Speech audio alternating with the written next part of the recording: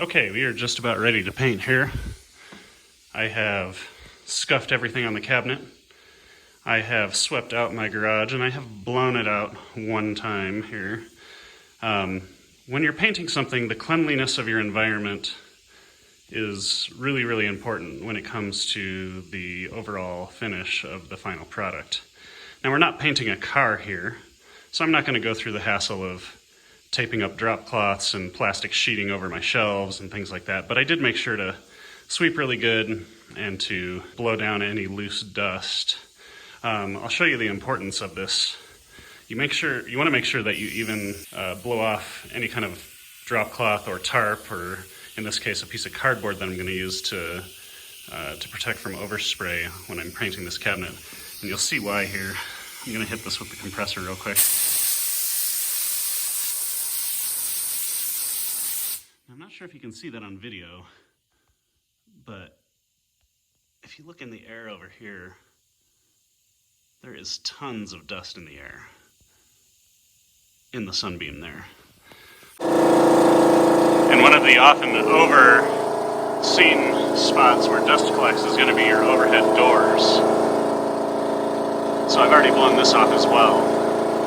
But when you start painting and stirring up the air with your spray cans, all of this stuff is going to settle in your paint if you're not careful. So, I don't know if you can see this on camera or not, but even though I've sprayed it once, there's still a lot of dust getting picked up here. So I'm going to do this 2 or 3 more times, try and get most of the dust out of the garage here, and then we'll move the cabinet into place and be ready to paint. Now, remember earlier when I said that I was lubing up the bearings before I painted the cabinet? Well, here's why. Now, you might look at this and say, Mike, you're crazy. Why would you assemble the cabinet before you painted it? Well, the reality is, all the parts that I want to have fresh paint on are exposed right here, and the cabinet itself provides the masking for the important parts like the drawer slides and the bearings. Really, the only places I'm going to have paint are the face plates where the labels go, these rails under here, which are part of the main drawer, as you can see there. Those actually mask off the bumpers, so I won't get any paint on the bumpers.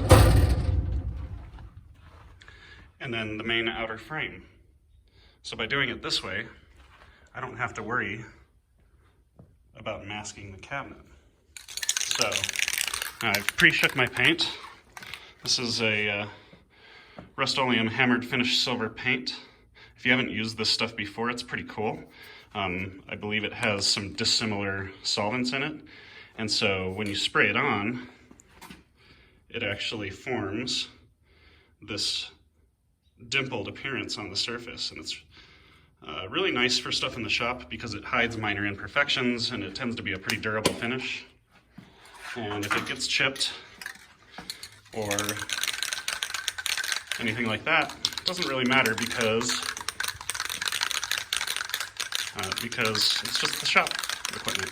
So what does it really matter? So we're going to put our first coat on here. Now, whenever I'm painting, I usually like to come down to the ground and clear my nozzle and make sure that my nozzle is clear. And then here, we're gonna start working from the top down. So whenever you're spray painting something, the first coat, I like to put it on super light. So I don't know if you can see there, maybe just a little bit of reflective dimpled finish there. My first coat is almost like overspray.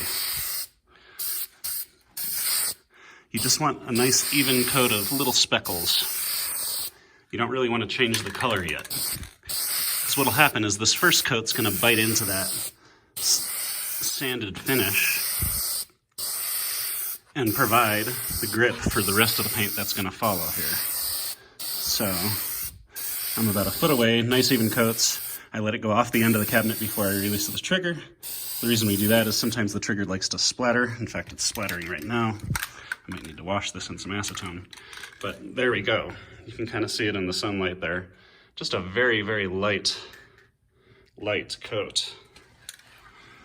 And that very, very light coat is going to provide the stickiness that will prevent the later coats that we're about to apply from running when we apply them.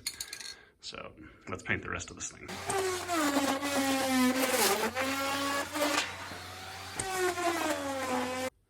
Okay, now that we've coated that with the first initial coat, we'll let that sit for about 15 or 20 minutes here, just enough to tack up. We don't really want this first coat to fully dry.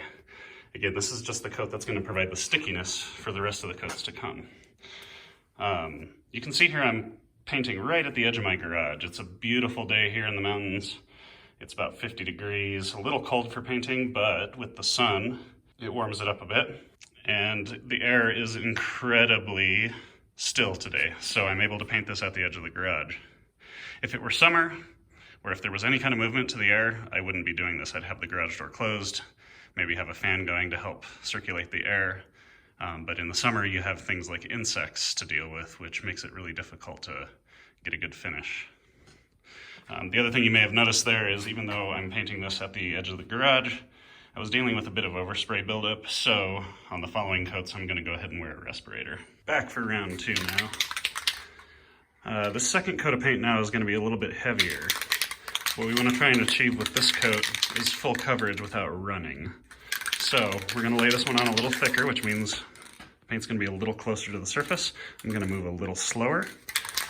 And hopefully with this coat, you'll start to see the speckled appearance start to show up. So let's try and lay a couple on here. Okay, first coat.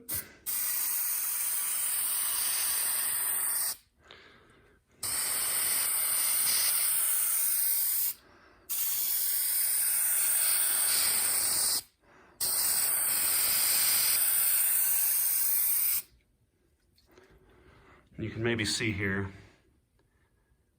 in some of the places where it's a little thicker, it starts to pull away and it starts to dimple. And so that's really what we're going for here, is to get it on just thick enough to where it starts to dimple up. And you can see I've got kind of a light stripe through the middle there where I didn't quite get it heavy enough. So I'll go back over here and lay it on a little heavier. There we go. And you can see now the difference between the prior coat and this coat. There's a really defined line here where we've got it on quite a bit heavier. So I'm going to go around the cabinet with this coat and lay it on a little bit heavier. Here we go.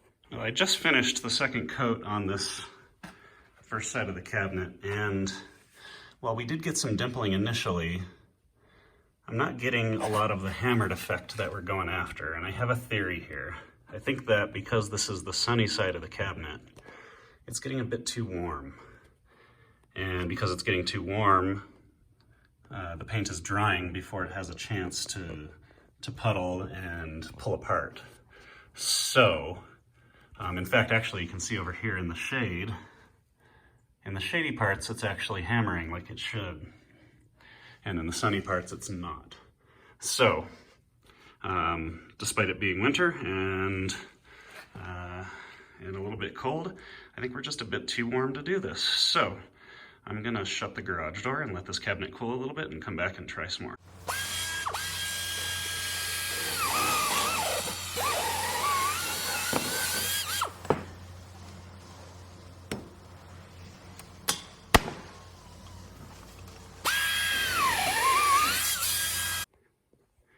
Well, I think I may have done myself a disservice by scuffing the cabinet.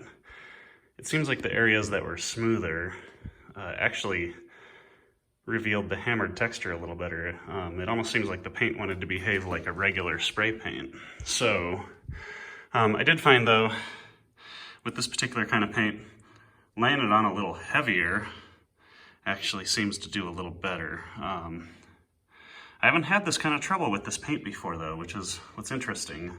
It seemed to just really adhere to that base layer quite well. But after learning that I needed to put it on a little heavier, I was able to get the cabinet coated quite nicely. You can see here, if we can get it in the light right, you can see that hammered finish effect starting to take shape. And that'll continue to take shape as it finishes drying, hence shutting the door and letting it cool off a little bit.